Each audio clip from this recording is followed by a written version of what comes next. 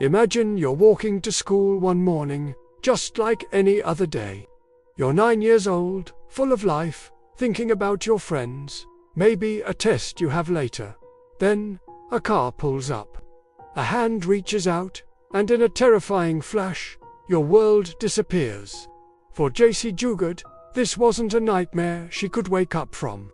This was the start of an 18-year ordeal that defies belief. How does a child vanish into thin air, held captive for nearly 2 decades, just a few hours from her home, while the world searches for her? The story of her survival, the secrets hidden in a suburban backyard, and the chilling truth about her captors is more shocking than any horror movie. It all began on June 10, 1991, in South Lake Tahoe, California. J.C.'s stepfather, Carl Probyn, watched her walk up the hill towards her school bus stop. He saw a gray sedan make a U-turn and pull up beside her. A man jumped out, grabbed J.C., and forced her into the car. Carl, witnessing this horrific event from a distance, jumped on his mountain bike and tried to chase them, but the car was too fast. All he could do was watch helplessly as his stepdaughter was stolen away in broad daylight. The police were called immediately. An All Points bulletin was issued. The community was in shock. How could a child be snatched off the street like that? The investigation kicked into high gear, with the FBI getting involved. They had a description of the car and the kidnapper, but the trail went cold almost as quickly as it started. The grey sedan seemed to have vanished from the face of the earth. Days turned into weeks, weeks into months, and months into years. Posters with J.C.'s smiling face faded on telephone poles and in shop windows. For her family, the pain was a constant, open wound. Her mother, Terry Probyn, never gave up hope, tirelessly working to keep her daughter's story in the public eye. Meanwhile, a world away, yet terrifyingly close, J.C. was living a hidden life of unimaginable horror. Her captors were Philip and Nancy Garrido. Philip was a convicted felon with a disturbing past, and he had built a hidden compound in the backyard of his home in Antioch, California. This wasn't a basement or a locked room. It was a series of sheds, tents, and soundproofed structures. A secret world concealed by fences and overgrown trees. This is where J.C. was taken, stripped of her name, her childhood, and her freedom. She was forced to live in this squalid, hidden prison, completely isolated from the outside world. For years, Philip Garrido subjected J.C. to relentless abuse.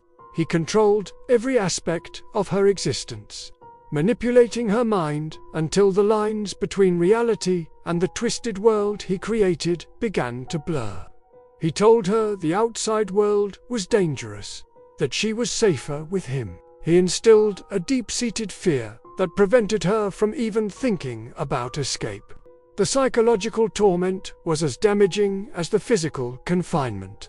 He forced her to call him master and made her believe that she was part of his strange, disturbing family. The most heartbreaking part of this story is that J.C. was not alone in her captivity for long. At the age of just 14, she gave birth to her first daughter. 2 years later, she had a second daughter. These children were born into captivity, fathered by her abductor. They grew up in that same hidden backyard, knowing nothing of the real world.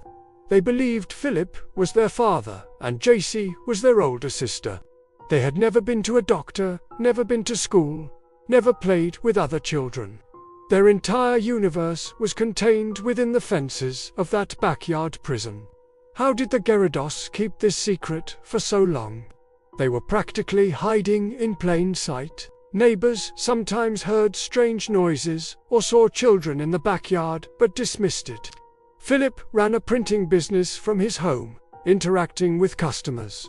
He even started a bizarre religious blog and held meetings at his house. On several occasions, law enforcement had contact with him. In 2006, a neighbor called the police, reporting that children were living in tents in the backyard and that Philip was acting erratically. An officer responded, spoke to Philip, but never went into the backyard. He saw nothing to suggest a crime was being committed and left. A monumental opportunity to find JC was missed. The breakthrough finally came in August 2009, nearly 2 decades after JC was taken. Philip Garrido, accompanied by his 2 daughters, went to the University of California, Berkeley, campus to request a permit for a religious event.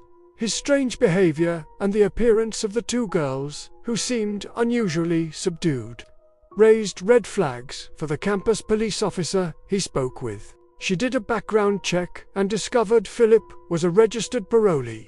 She contacted his parole officer, who ordered Philip to come in for a meeting the next day, and he was instructed to bring his wife, Nancy, and the 2 children, who he claimed were named Alyssa and Angel. The next day, Philip, Nancy, and the 2 girls arrived at the parole office in Concord. The parole officers began questioning them. Philip's stories were inconsistent. The girls' behavior was odd. Something was deeply wrong. An alert female officer took the 2 girls into a separate room to speak with them. Then, she brought in the woman who Philip had introduced as Alyssa. She was quiet, detached, and seemed emotionally numb. The officer began to gently question her. "What's your name?" she asked. The woman just stared. The officer pressed, sensing she was on the verge of a major discovery. Finally, after what felt like an eternity, the woman whispered her real name. "My name is JC Ju." The words hung in the air. After 18 long years, the missing girl from South Lake Tahoe had been found. She was now a 29-year-old woman. The 2 young girls with her were her own children. The parole office immediately contacted the authorities. Philip and Nancy Garrido were arrested on the spot. The so-called backyard of horrors was finally uncovered, revealing the shocking conditions JC and her daughters had endured for so many years. The reunion between JC and her mother was something out of a movie. Terry Probin had never stopped believing her daughter was alive. When she got the call, she was flown to Northern California for the reunion. Seeing her daughter for the first time in 18 years was an overwhelmingly emotional experience. JC, in turn, had to relearn how to live in the real world, a world she had been stolen from as a child. Philip and Nancy Garrido faced justice. Philip pleaded guilty to kidnapping and multiple counts of sexual assault and was sentenced to 431 years to life in prison. Nancy Garrido pleaded guilty to kidnapping and was sentenced to 36 years to life. The case raised serious questions about the failures of the parole system and law enforcement, who had missed multiple opportunities to uncover the Garrido's crimes and rescue JC years earlier. JC Dugard's story is one of incredible resilience.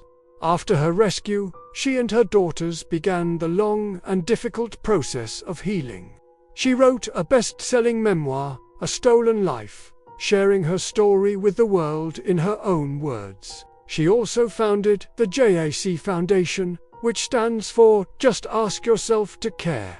Her organization is dedicated to helping trauma survivors and their families. She has become an advocate for victims, using her own harrowing experience to bring awareness and support to others who have suffered.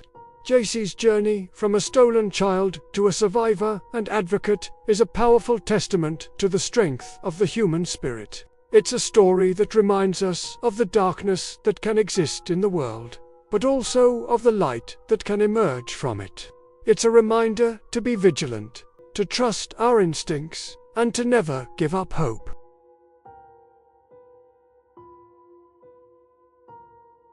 How can a human being simply vanish into thin air? One moment, 10-year-old Natasha Kampusch was walking to school in Vienna, Austria. The next, she was gone. For 8 long years, the world searched, feared, and eventually began to forget. But Natasha was very much alive, trapped in a hidden world built by a monster. This isn't just a story about a kidnapping.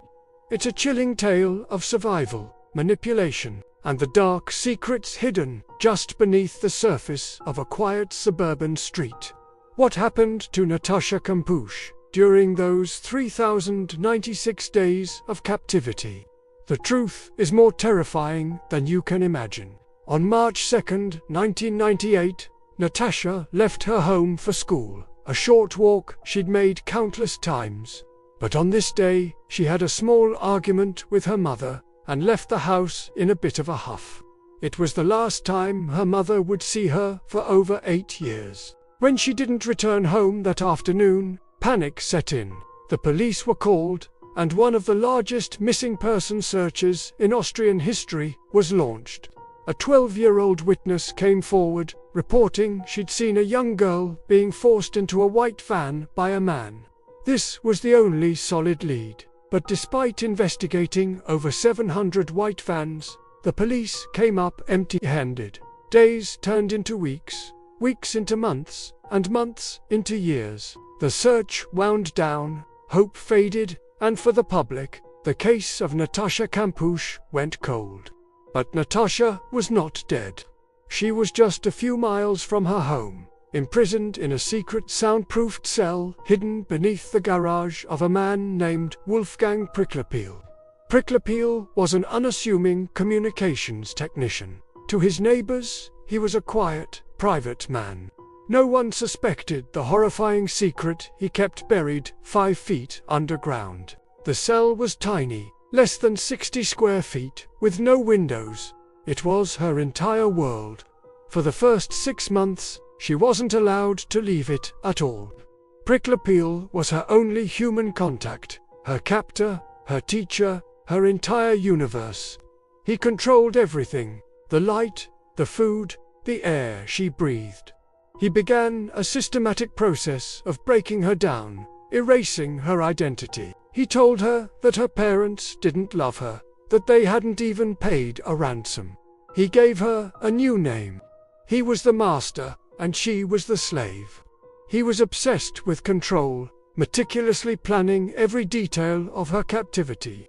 He forced her to do housework, to cook for him, and to serve him. Any mistake, any sign of defiance, was met with severe punishment. He would beat her, starve her for days, and subject her to constant psychological torment. Her life became a terrifying cycle of fear, obedience, and the desperate, flickering hope of one day seeing the sun again. As the years passed, Pricklepeel's confidence grew. He started to allow Natasha out of the cell for short periods, always under his watchful eye. He even began taking her out of the house, to his construction business, or for shopping trips. But the threat was always there. He warned her that the doors and windows were booby-trapped with explosives. He told her that if she tried to scream or escape, he would kill her and anyone who tried to help. She was a prisoner in plain sight. Imagine the psychological torture of seeing other people, seeing the world you were stolen from, but being completely powerless to cry for help. She was living in a bubble of terror, completely isolated. One of these outings was a skiing trip.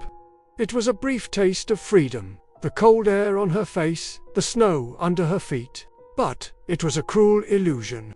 Pricklepeel never let her out of his sight. He was always there, a menacing shadow reminding her that her cage was just waiting for her. He would often brag to her about his intelligence, about how he had outsmarted the police and everyone else.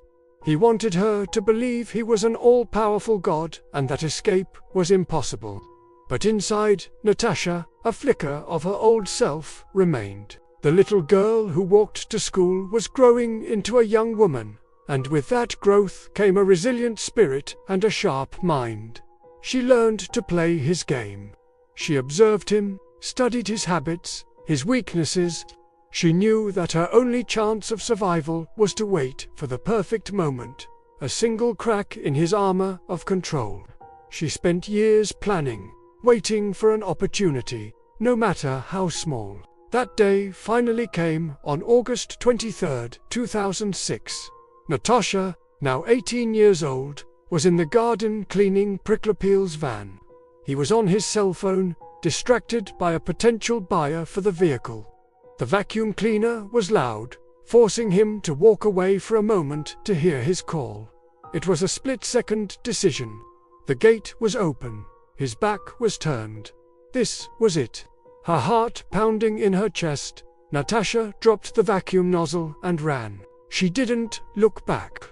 She ran for her life, vaulting over fences, through gardens, adrenaline coursing through her veins. She pounded on a neighbor's window, screaming, "I'm Natasha Kampusch." The woman inside, seeing the terrified, pale young woman, immediately called the police. When the police arrived, they were stunned. The girl they had been searching for, the girl presumed dead for years, was standing right in front of them. The news sent shockwaves across Austria and the world.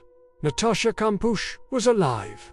When Wolfgang Pricklepil realized she was gone, he knew his time was up. He fled the scene, and later that day, he ended his own life by stepping in front of a train. He took his motives and the full extent of his monstrous psyche with him to the grave, leaving behind a legacy of pure evil. He would never face justice for the years he stole, for the childhood he destroyed. The cell he built was a testament to his meticulous, depraved planning. It was a tomb for a living girl, a place where he could exert absolute power. The aftermath was complex. Natasha was reunited with her family, but the reunion was strained. She was a stranger to them, and they were strangers to her. She had to relearn how to live in the world, how to make simple choices, how to interact with people who weren't her captor. The media frenzy was intense, and she had to navigate a new kind of prison: public fascination. Many people couldn't understand her complex relationship with her captor, a phenomenon sometimes referred to as Stockholm Syndrome. But Natasha rejected this label, stating that her compliance was a calculated survival strategy, not an emotional bond. In a strange and haunting twist, Natasha eventually came to own the house where she was held captive. She said it was to prevent it from becoming a dark tourism site, a place for ghouls to gawp. She has spent years reclaiming her life, writing a book, giving interviews, and using her experience to advocate for other victims. She has shown incredible strength and resilience, refusing to be defined by the monster who tried to erase her. Natasha Kampusch's story is a harrowing reminder of the darkness that can hide in plain sight, but it's also a powerful testament to the unbreakable will of the human spirit. It shows that even in the deepest, most terrifying abyss, hope can survive. It's a story of a little girl who was stolen from the world, but who fought her way back and refused to let the darkness win.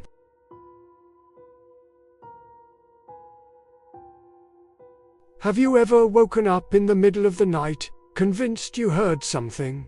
A floorboard creaking, a door opening? For most of us, it's just the house settling, or a bad dream. But for 14-year-old Elizabeth Smart, that nightmare became a horrifying reality. This isn't a fictional story. This is what actually happened in the quiet, affluent suburbs of Salt Lake City. On the night of June 5, 2002, a man entered the Smart family home. He didn't just take things, he took a person. He walked past Elizabeth's parents' room, went straight into the bedroom she shared with her younger sister, Mary Catherine, and woke her up at knife point. Imagine the terror. A strange man in your room, whispering threats, holding a weapon, telling you to stay quiet, or he'll harm your family. Elizabeth, thinking only of protecting her loved ones, did as he said. He forced her out of her own home, out of her safe bed, and into the darkness. Her 9-year-old sister, Mary Catherine, pretended to be asleep, frozen with fear, watching it all happen. She was the only witness. For the next hour and a half, she lay there, too terrified to move. before finally working up the courage to run to her parents' room. Her words would shatter their world forever. Elizabeth is gone. The immediate aftermath was chaos and confusion. An Amber Alert was issued, and a massive search began. Thousands of volunteers from their community fanned out across the city, desperate to find the missing girl. The media descended on the neighborhood, broadcasting the family's pleas to a national audience. Her father, Ed Smart, stood before the cameras, his face etched with anguish, begging for his daughter's safe return. The whole country was watching, hoping and praying. But as days turned into weeks, that hope began to feel fragile. The police initially focused on Richard Ritchie, a handyman who had previously worked for the Smart family. He had a criminal record and had stolen items from their home before. The theory was that this was a kidnapping for ransom that had gone wrong. The police interrogated him intensely, but Ritchie maintained his innocence, insisting he had nothing to do with Elizabeth's disappearance. Tragically, while still under a cloud of suspicion, Ritchie suffered a brain hemorrhage and died in custody. With their primary suspect gone, the investigation seemed to hit a dead end. The trail was going cold. Meanwhile, Elizabeth was enduring an unimaginable ordeal. Her captor was a man named Brian David Mitchell, a self-proclaimed prophet who called himself Emmanuel. He had been excommunicated from his church and was living as a drifter with his wife, Wanda Barzy. Mitchell had once done some brief work on the Smarts' roof, and that's how he'd seen Elizabeth. He believed he had received a divine revelation to take her as his plural wife. He dragged Elizabeth to a crude campsite hidden in the mountains, just a few miles from her home. Close enough that she could sometimes hear the sounds of the search parties calling her name. But Mitchell's threats kept her silent. He subjected her to horrific daily rituals and abuse, forcing her to participate in his delusional religious ceremonies. He tied her to a tree with a cable, ensuring she couldn't escape. Wanda Barzy was not a rescuer. She was an accomplice, complicit in Elizabeth's captivity, sometimes even showing jealousy towards the young girl. To control her, Mitchell kept her isolated and disoriented. He starved her, forced her to consume alcohol, and constantly filled her head with his twisted ideology. He told her that if she tried to escape or cry for help, her family would be harmed. The psychological manipulation was as powerful as the physical chains. He forced her to wear a veil and robes, stripping away her identity piece by piece, trying to erase Elizabeth Smart and replace her with a subservient follower. Back home, something crucial was happening. Months into the investigation, Elizabeth's little sister, Mary Catherine, had a breakthrough. She remembered something about the man in the bedroom. She'd heard his voice before. He was a man her family had briefly hired for some work, the man they knew as Emmanuel. She went to her parents and told them, "I think I know who it is." This was the turning point. The family's private investigator, armed with this new information, started digging. They found a police sketch of a drifter named Brian David Mitchell, and Mary Catherine confirmed it was him. The Smarts held a press conference, releasing the sketch to the public and plastering it everywhere. For the first time, the investigation had a real face, a real name to pursue. The focus shifted entirely from Richard Ritchie to Brian David Mitchell. As the police hunted for Mitchell, he became more brazen. He and Barzy brought Elizabeth down from the mountains and began moving around in plain sight. They even took a bus to San Diego, California. They spent several months there, living on the streets. Can you believe it? Elizabeth was there, hidden under a wig and veil, surrounded by people, but completely invisible. Mitchell's constant threats and psychological control had convinced her that no one could or would help her. She was seen by people, but no one saw her. They eventually returned to Utah. On March 12, 2003, 9 months after she was taken, something incredible happened in the city of Sandy, just outside Salt Lake. Two different couples separately spotted a strange trio walking down the street, a man and two women in veils. They recognized the man from the police sketch that had been all over the news. Both couples called 911. When the police arrived, they separated the three. They questioned the man, Brian David Mitchell, and his wife, Wanda Bazzi. They then approached the younger girl, who was hidden under her disguise. They asked for her name. She was hesitant, her voice quiet. She said her name was Augustine. Mitchell had drilled this new identity into her. The officer was persistent. He looked at her and said, "We believe you are Elizabeth Smart."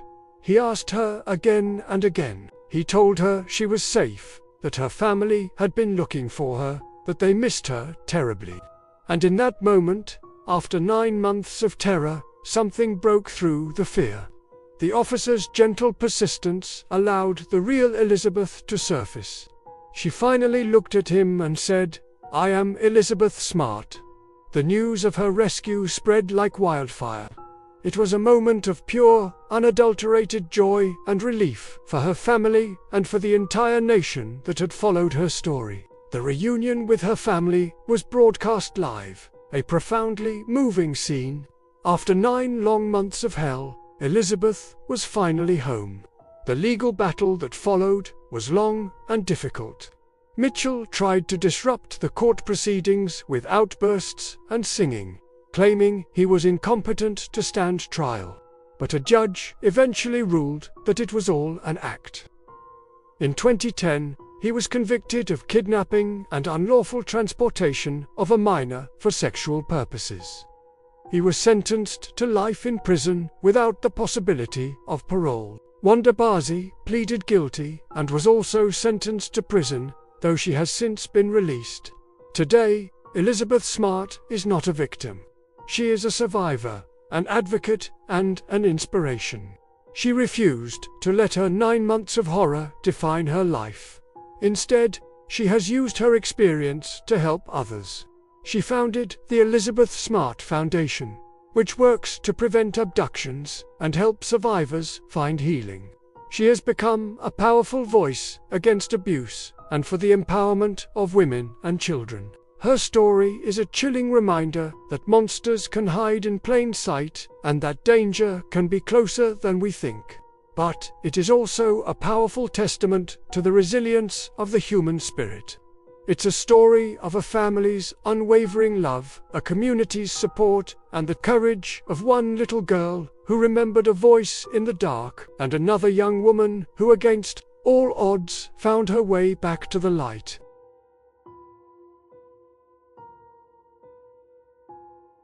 Have you ever heard a sound in the middle of the night and just known, deep in your gut, that something was wrong? For most of us, it's just the house settling, or a cat knocking something over. But for one 12-year-old girl, that sound was the beginning of a real-life nightmare. This is the story of Polly Klaas, and it's a chilling reminder that sometimes the monster under the bed is all too real. It was October 1st, 1993, in the small, seemingly safe town of Petaluma, California. Polly Klaas was having a sleepover with 2 of her friends. They were doing what kids do, laughing, sharing secrets, probably staying up way too late. Polly's mum and younger sister were asleep in another room. The whole house was quiet, wrapped in the comfort of a typical Friday night. Around 10:30 p.m., that peace was shattered. A man, his face obscured by the darkness, slipped silently into Polly's bedroom through an unlocked sliding glass door. He was holding a knife. He told the 3 terrified girls he was there for money, not to hurt anyone. He tied up Polly's friends, pulled pillowcases over their heads, and told them to count to 1,000. Then, he took Polly and vanished into the night. It was a parent's worst nightmare, unfolding in the very room where their child was supposed to be safest. When Polly's friends finally worked themselves free, they woke up her mum, Eve. The scene they described was one of pure chaos and terror. The police were called immediately, and one of the largest manhunts in California's history began. The response was massive. The quiet town of Petaluma was suddenly swarming with law enforcement, FBI agents, and media from all over the country.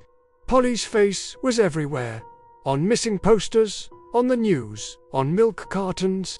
The whole nation seemed to hold its breath, hoping and praying for her safe return. Volunteers poured in by the thousands. They weren't just from Petaluma. People came from all over to help search. They combed through fields, forests, and neighborhoods, calling out her name. A dedicated volunteer center was set up, a place buzzing with frantic energy and hope. Polly's father, Mark Klass, became a constant presence on television, his face etched with anguish as he pleaded for his daughter's return. He spoke directly to her abductor, begging him to let her go, promising anything. The entire country watched, their hearts breaking for this family. Celebrities like Winona Ryder, who had grown up in Petaluma, offered a substantial reward for any information leading to Polly's safe return. It felt like the whole world was united in one goal: bring Polly home. But as days turned into weeks, that initial frantic hope began to curdle into a gnawing, dreadful fear. The search continued, but the leads were going cold. The community held vigils, lighting candles and singing songs, trying to keep hope alive against the darkening reality. It was a desperate, collective prayer against an unspeakable evil. While the search was in full swing, a crucial piece of the puzzle had already slipped through the fingers of law enforcement.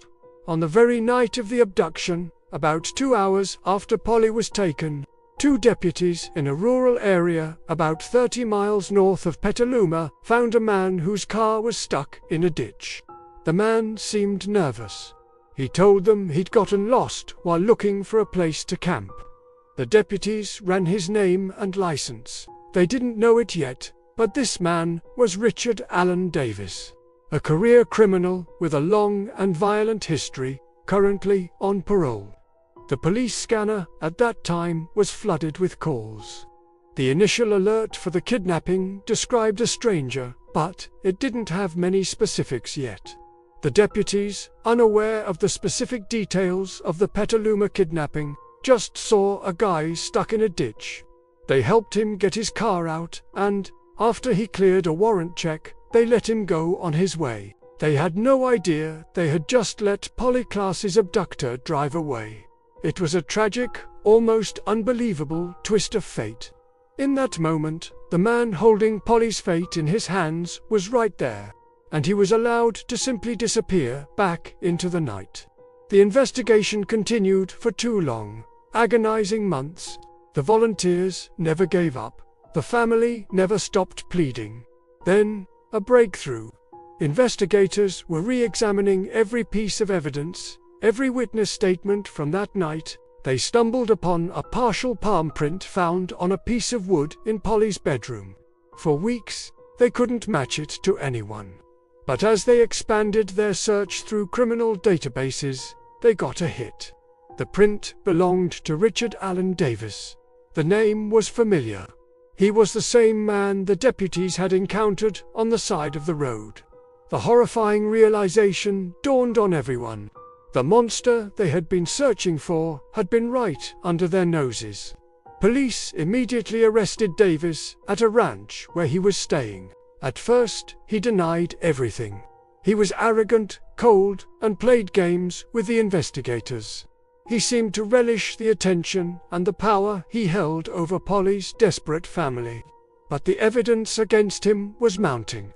Under intense interrogation, Davis finally broke his silence. His confession was cold, detached, and utterly monstrous. He led investigators to a secluded, wooded area near the town of Cloverdale, not far from where his car had been stuck in the ditch. It was there, hidden beneath a pile of discarded plywood, that they found Polly's body. The nation's hope was extinguished in an instant. The search was over. The details that emerged about Polly's final hours were heartbreaking. Davis confessed that after he was let go by the deputies, he drove to that remote spot and ended her life. He showed no remorse, no flicker of humanity. He was a predator who had found his opportunity in an unlocked door. The autopsy confirmed the tragic cause of death. Polly Klaas, the bright, smiling 12-year-old girl the world had come to know, was gone. The grief that swept through Petaluma and across the country was immense. All the hope, all the prayers, had ended in the worst possible way. The volunteer center became a memorial, flooded with flowers, teddy bears, and weeping strangers. The community was shattered, not just by the loss of a child, but by the loss of their sense of security. If this could happen in a place like Petaluma, it could happen anywhere. The trial of Richard Allen Davis began in 1996. It was a media circus. Davis was defiant and disruptive in court. At one point, during Mark Klaas's victim impact statement, Davis turned to him and made a horrific, obscene gesture. It was a moment that captured his absolute lack of remorse and his pure evil. The jury didn't take long. They found him guilty on all counts, including kidnapping, robbery, and first-degree murder with special circumstances. The judge sentenced Richard Allen Davis to death. In his final statement, the judge called Davis's actions a classic example of the wolf in sheep's clothing and condemned him for preying on the innocence of a child. Davis remains on death row in California to this day, a caged monster. The legacy of Polly Klaas is complex and far-reaching. Her tragic death sparked a national conversation about crime, parole, and the justice system. It led directly to the passage of California's three strikes law, a controversial policy that mandated life sentences for repeat felony offenders. Polly's father, Mark Klaas, transformed his grief into activism, founding the Klaas Kids Foundation to help prevent crimes against children and to support families of missing children. The story of Polly Klaas is a true horror story because it is not about ghosts or ghouls. It's about the very real evil that can exist in the world and how it can shatter lives in an instant. It's a story about a community that came together, a nation that hoped, and a family that endured the unimaginable. And it's a solemn reminder to hold our loved ones a little closer and maybe to always double-check the lock on the door. Have you ever heard the story of the girl in the box? It sounds like something out of a horror movie, but this is a true story. And it's one of the most disturbing cases you will ever hear.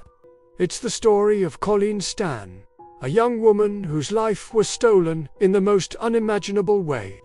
This isn't just a story about a kidnapping.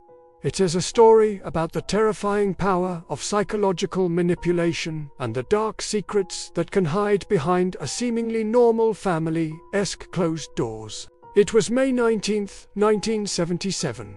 20-year-old Colleen Stan was a happy, adventurous young woman. She was hitchhiking from her home in Eugene, Oregon, to a friend's birthday party in Northern California. It was a common thing to do back then. She'd already turned down a few rides, trusting her gut. But then, a blue van pulled over. Inside was a young couple with a baby. They looked safe. They looked like a normal, friendly family. So, Colleen accepted the ride. That decision would plunge her into a 7-year-long nightmare. The couple introduced themselves as Cameron and Janice Hooker. At first, everything seemed fine. They were chatty and pleasant. But about 30 minutes into the ride, somewhere near Red Bluff, California, the friendly facade shattered. Cameron suddenly pulled off the main road onto a quiet, deserted lane. He pulled a knife, held it to Colleen's throat, and the terror began. Janice, the woman she thought was safe, did nothing to help. In fact, she seemed to be complicit. Colleen was gagged, her hands were tied, and her head was locked into a specially made wooden box. It was heavy, soundproof, and completely dark. She was terrified, disoriented, and utterly helpless. This headbox, as they called it, was just the first of the horrific contraptions Cameron had built. He drove them to his remote home in Red Bluff. This is where Colleen's life as a free person ended, and her existence as the girl in the box began. For the first few months, Colleen was kept locked in a small, dark closet, often tied up. Cameron subjected her to unspeakable abuse. He told her she was now his property, his slave. He controlled every aspect of her life: when she ate, when she slept, and even when she was allowed to breathe fresh air. But the closet wasn't enough for Cameron's twisted fantasies. He had a grander, more horrifying plan. He was building something special for Colleen. In the basement of their home, Cameron constructed a wooden coffin-like box. It was barely big enough for a person to lie down in. This box would become Colleen's world. For the next several years, she would spend up to 23 hours a day locked inside it. It was dark, cramped, and suffocating. She was let out only to be abused or to perform menial household chores. She was a prisoner in plain sight, a slave hidden within a suburban home. Now, you might be asking, how could this happen for 7 years? Why didn't she just run away when she was let out of the box? This is where the story becomes even more psychologically terrifying. Cameron Hooker was not just a kidnapper, he was a master manipulator. He convinced Colleen that he was part of a powerful, mysterious organization called the Company. He told her this organization was a vast, secret network that bought and sold slaves. They had spies everywhere, watching her every move. He told her that if she ever tried to escape, the Company would hunt her down, and not just her. They would go after her family. They would find her parents, her sisters, and inflict unimaginable pain upon them before ending their lives. To make his story believable, he showed her documents that looked like official contracts. Slave contracts with the Company's letterhead. He even made her sign one. He brainwashed her into believing that her compliance was the only thing keeping her family safe. He reinforced this control with a brutal system of rewards and punishments. Obedience might earn her a few extra minutes out of the box, or a slightly better meal. Disobedience, or even a hint of resistance, resulted in severe punishment and immediate confinement. Her world was so small, so controlled, that this twisted logic became her reality. The fear for her family's safety was a chain far stronger than any physical restraint. Life in the Hooker household was a bizarre and twisted version of domesticity. While Colleen was kept as a hidden slave, Cameron and Janice continued to live their lives. They had children, they had a social life. To the outside world, they were just another family. Unbelievably, Cameron even introduced Colleen to his own parents. He told them she was their live-in nanny. She was so deeply under his control, so terrified of the Company, that she played the part. She smiled, she was polite, she never gave any sign of the hell she was enduring. She even went on a trip with Cameron to visit her own family. Think about that. She was standing in her family home, with the parents and sisters she was trying to protect, and she couldn't say a word. She was forced to lie, to tell them she was happy, that she had a new life and a boyfriend who was part of a secret group. Hinting at the Company, she had to maintain the charade, believing that one wrong word could lead to her family's destruction. The psychological torment of that visit is almost impossible to comprehend. Over the years, the dynamic in the Hooker house began to shift. Janice Hooker had been a willing participant in the beginning, but she was also a victim of Cameron's abuse and control. He had his own twisted logic for her, too. He convinced her that he needed another slave, in addition to Colleen. As Cameron's cruelty escalated and his attention began to wane from her, Janice started to see a way out. She was growing tired of the charade and terrified of what Cameron was capable of. In 1984, 7 years after the kidnapping, Janice finally reached a breaking point. She went to Colleen in secret and confessed. She told her that the company was a lie. It was all a fabrication, a sick fantasy Cameron had created to control her. It took a while for this new reality to sink in for Colleen. For 7 years, the fear of the company had been her entire world. Could she dare to believe it wasn't real? Janice, seeing her own chance for freedom, helped Colleen escape. In August 1984, she drove Colleen to a bus station. After 7 years of captivity, Colleen Stan was finally free. But the ordeal was far from over. She was physically free, but the psychological scars were deep. She went to the police, but she was still so terrified of Cameron and the non-existent company that her initial testimony was confused and hesitant.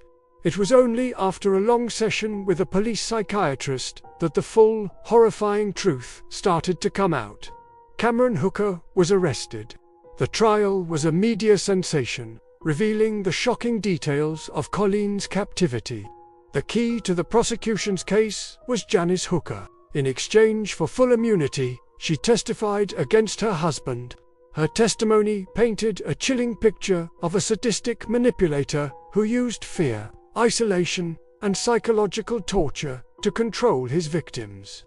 She detailed the abuse, the construction of the box, and the elaborate lie of the company. Cameron's defense was that Colleen was a willing participant, that it was all part of a consensual arrangement. But the evidence, including Janice's testimony and the sheer horror of Colleen's experience, was overwhelming. In 1985, Cameron Hooker was found guilty of kidnapping, rape, and a host of other charges. He was sentenced to a total of 104 years in prison. Colleen Stan's story is a testament to the resilience of the human spirit. She survived 7 years in hell. After her escape, she had to rebuild her life from scratch. She went back to school, got married, and had a daughter. She has spent years trying to process the trauma and has become an advocate for victims of abuse. Her story serves as a terrifying reminder of the darkness that can exist beneath the surface of ordinary life, and the incredible strength it takes to survive it. Thank you for watching, and if you found this story as compelling as I did, please consider subscribing for more deep dives into the cases that make you question everything. See you next time.